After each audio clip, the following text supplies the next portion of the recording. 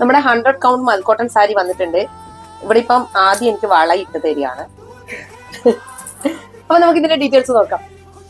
അപ്പൊ നമ്മൾ ഇന്ന് കൊണ്ടുവന്നിരിക്കുന്ന എല്ലാവരും കാത്തിരുന്ന മൽക്കോട്ടൺ സാരിയാണ് കേട്ടോ. അതും 100 കൗണ്ടിലാണ് വന്നിരിക്കുന്നത്.